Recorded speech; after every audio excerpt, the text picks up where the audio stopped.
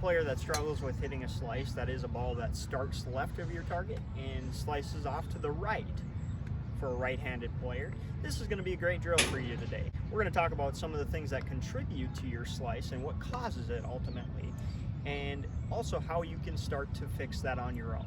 You'll be able to identify exactly what is causing your problem, whether it is the club face or the club path by the time we're done here today. So the two components to determining where the ball ends up are where the club face is pointed at impact and what direction the club is being swung. Okay?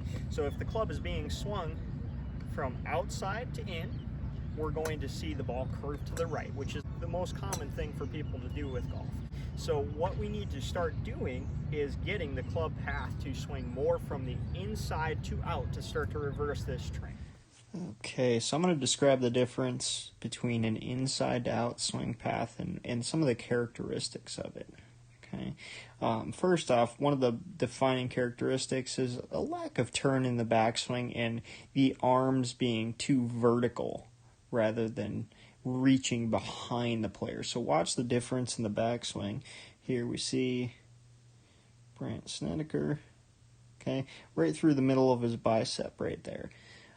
This is going through the shoulder now.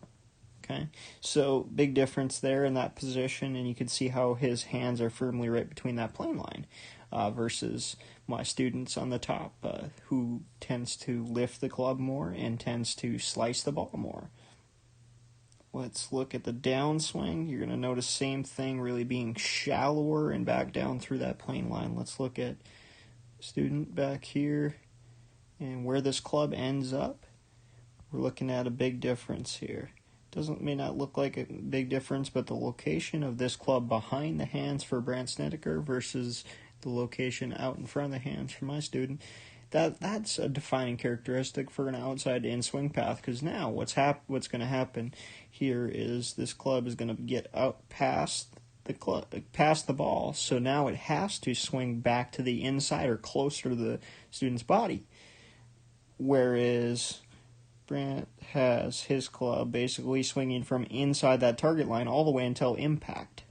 Okay, and you'll also notice as we pull through here, a little higher exit path versus what we're seeing from my student here. You can see pretty much right through that same spot he swung down versus Brandt swinging just a little higher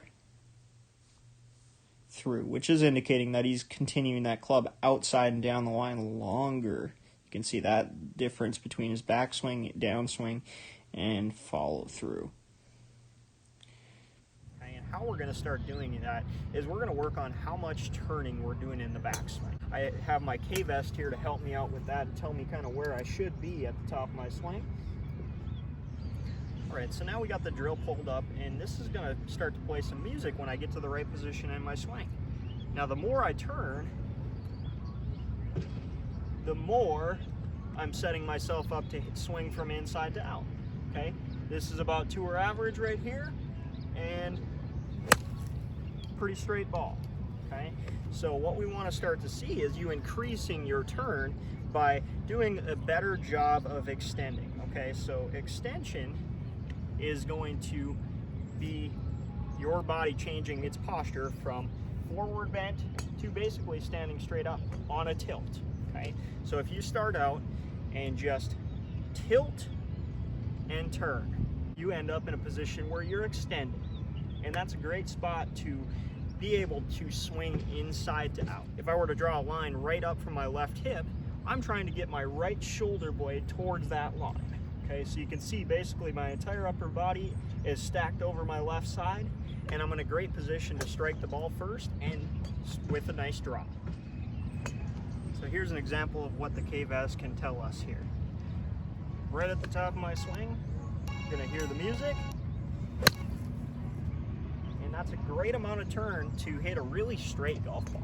And now the more you turn, the more you're going to see the ball curve from right to left. Well, one of the great things about that is the more you turn, the more power you can create as well. What we want to see from this is good turning, good extension, trying to get that right shoulder blade towards the line off my left hip. Okay? All right, so I'm going to show you a little bit more about what it takes to swing from inside to out and create the most desirable ball flight of a draw. So what we want to see actually from this camera angle here is the club swinging inside and reaching behind you. So you can see from that angle, this club is actually intersecting about my elbow. That's a great position to be in when your left arm is about parallel to the ground. From here, you're going to be able to swing from inside to out and create draws consistently. You may even see the ball start going more to the left than you'd like, and that's okay. We always want to correct and get back to the middle ground at some point in time, but that's a great starting point to get rid of your slice.